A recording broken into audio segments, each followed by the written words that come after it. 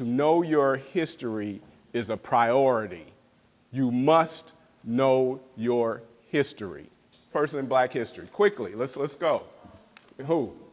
Martin Luther King. You. Malcolm X. Malcolm X. You. Rosa Parks. You. Yeah. Haile Selassie I. Thank you very. And tell us who he is. The Emperor of Ethiopia. The Emperor of Ethiopia. Thank you. Young man. Jackie Robinson. Carter G. Woodson. Carter G. Woodson. Langston Hughes. Say again? Langston Hughes. Langston Hughes. Chuck Berry. Chuck Berry. Very good. George Washington Carver. George Washington Carver. Now, with the exception of one.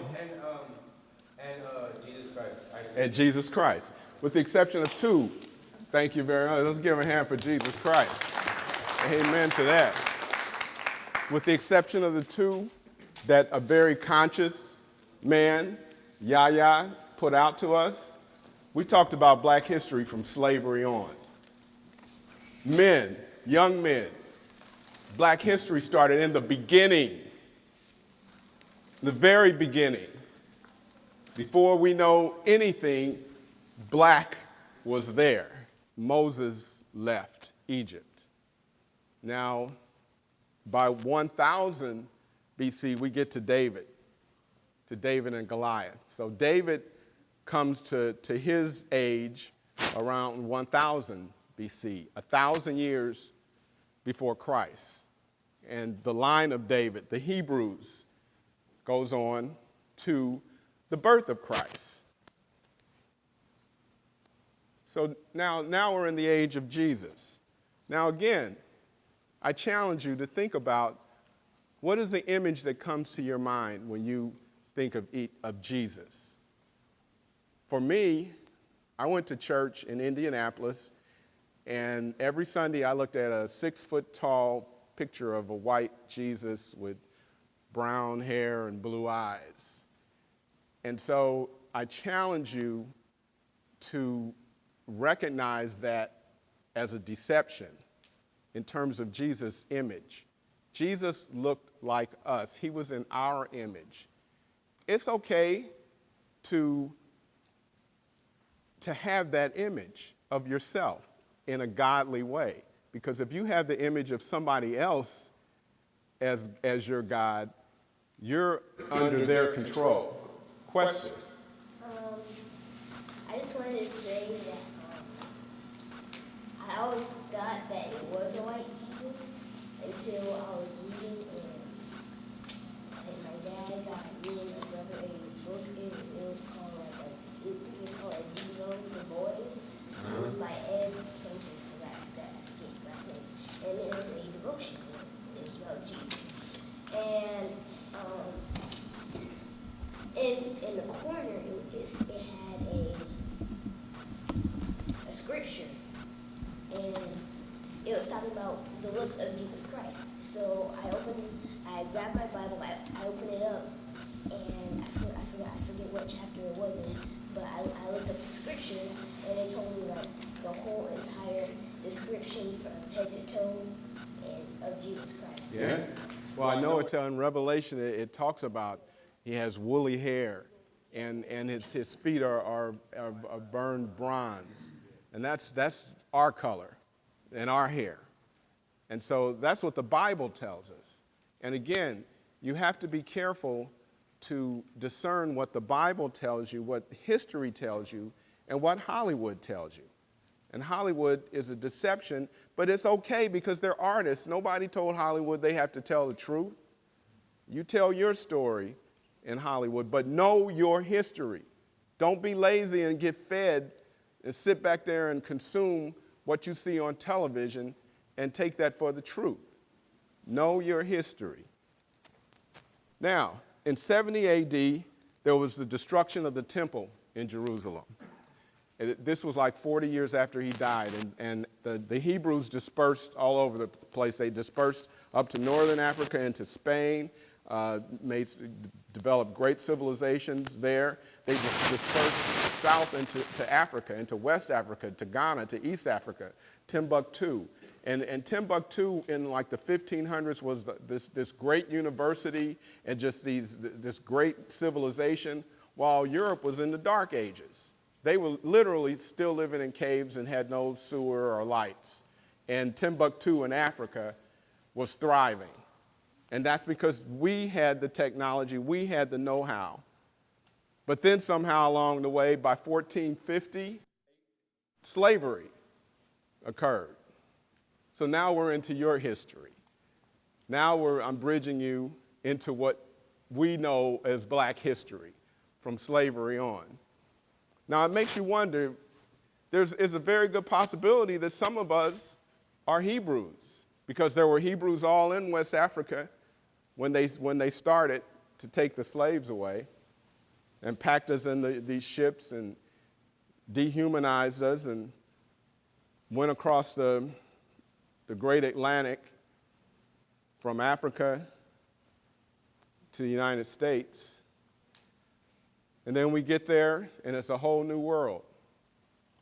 Everything in terms of our culture, our religion, our principles are taken from us.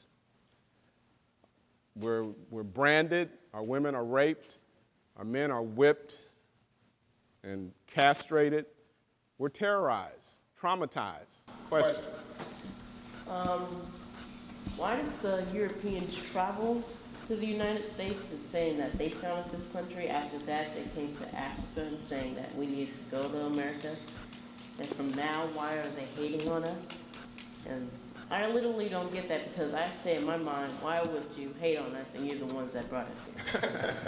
That's a good question. Right after slavery, they're elected. We're making progress. We're making great progress. So what do you think happens when people see black folks making great progress? Oh, not today. The Compromise of 1877, where the North made a deal with the South that they would take the Union Army out of the South, which was protecting black folks and enabling them to vote and build their jobs, build their homes. They agreed to remove the protection that the Union Army gave to us. And so then the white Southerners could then just go in and do what they do. No, you ain't voting. No, you ain't getting elected. No, you can't buy this property. That was the compromise that was made in exchange for, I forgot the president that got elected, but that was the deal that he made. And so because of that, we had Jim Crow laws that restricted us, our growth and our being able to elect folks to office. However, we kept thriving. People like Booker T. Washington, George Washington Carver, they came to the front. They were inventors. They were philosophers. They were leaders in our community. So our greatness would not be put out. Black Wall Street. Anybody heard about Black Wall Street? Tulsa, Oklahoma. It's unbelievable. I drove out there last summer. We had banks, theaters, schools, churches, grocery stores, post office that we owned in this city. It was our own city, literally. I saw the buildings, great old buildings, brick buildings, a great town, all built and owned and designed and run by black folks. Totally independent, totally sustainable on its own. Growth, thriving. What do you think happened to Black Wall Street? Burnt down, bombed, torched. Yes? It's funny that they say it was a riot. It wasn't actually so much a riot. It was actually kind of a terrorist attack. Yes. It wasn't, we weren't in the streets looting our own businesses, and we were kind of invaded. And all that our ancestors built was pretty much burned down. Pretty messed up. Yeah, and you're absolutely right. And I don't want to get into that history, but know the dynamics, the success of collectively working together, and what can happen when you're seen as a threat. You have to understand that. These events, they fed into our ancestors' psyche. Fear starts to creep in, that if you do something collectively and successfully, something is going to happen to you. And so we have to understand that mentality, but we have to be brave and have courage and to keep moving forward and to keep moving forward collectively. So now we're dealing with Jim Crow, segregation in the 50s and the 60s. And now we're rising again. We're rising again to fight against Jim Crow, segregation, schools, housing, voting. We're fighting again. My parents, your grandparents, and some of y'all's great-grandparents sacrificed. They sacrificed their lives, their homes, their livelihood, so that we could have the right to vote, to live anywhere we want, to the option to go to school, to play tennis here in the hood or play tennis in Beverly Hills. They sacrificed their life for those rights. Rosa Parks, who saw the movie Selma? Great film, great film. That is truth. Martin Luther King, Malcolm X, although we saw them as different philosophies, these were men who were committed and who gave their lives for our freedom so that our minds could be freed, so that we could physically go where we wanted to go. Yes? I make a comment about the last one, the last slide. You want to comment on it? Yeah, actually my mom, she was with her mom. They were actually going home from one of the riots. She was actually 4. So I think that was 1967.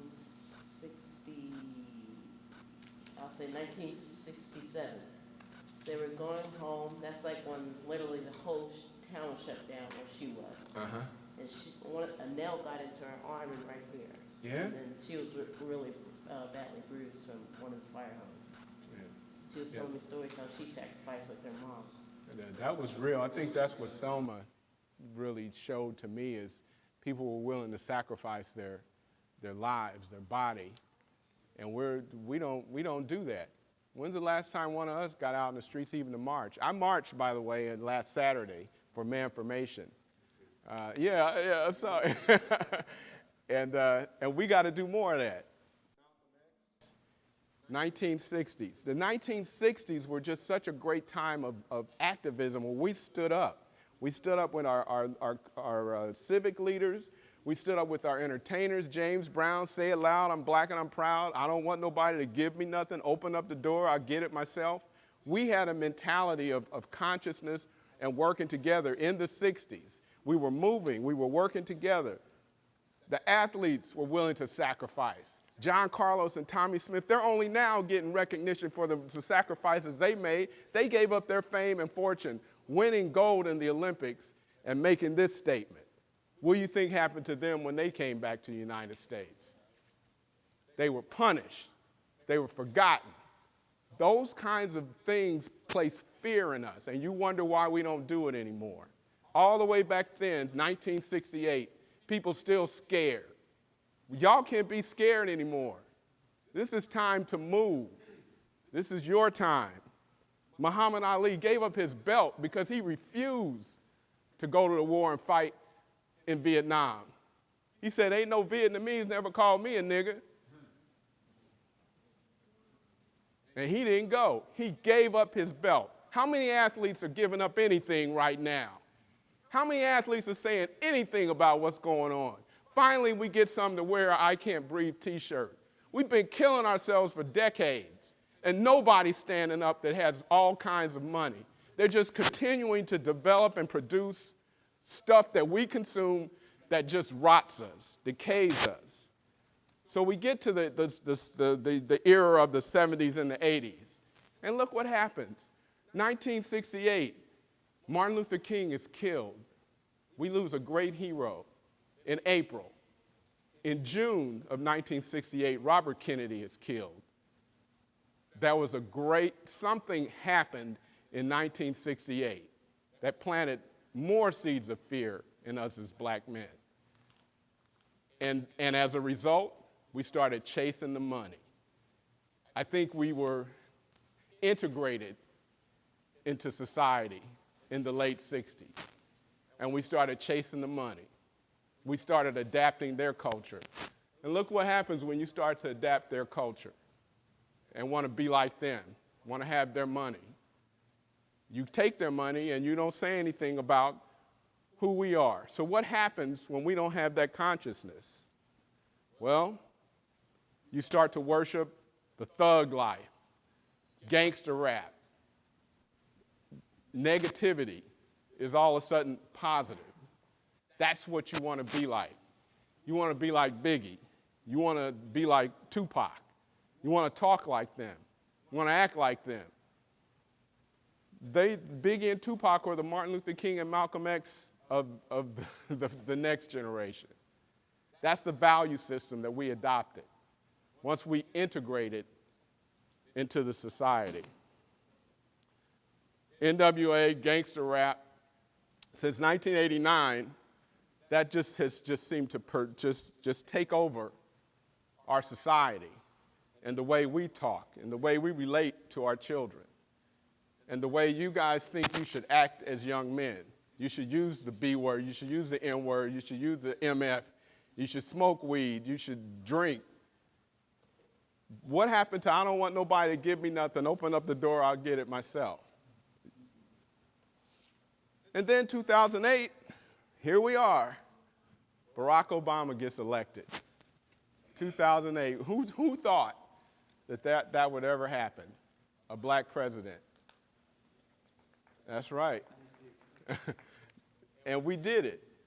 We did it because we collectively worked together, we voted, we supported him, and he has represented as a strong, you've got to be a strong black man.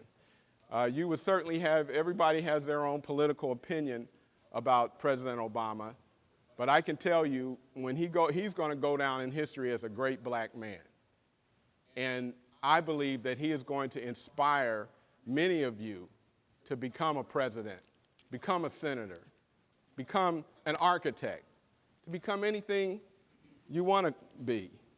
But how does that relate to today, where we are with our pants and our tats and our guns and our music? How does that relate? Yes. As we became the barbarians, we took their barbarianism and they took our empire. So we just traded places. Good one, bro. Good one, man. They realized the greatness, that's what they're scared of.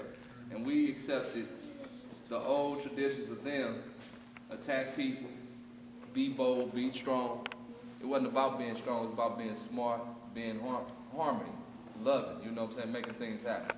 Now, a few tribes messed that up, but it's known from Europe, this barbarianism, terrorism. Terrorism is not a term from black. No. The term love and stuff come from black. That's right. But now, we switch places.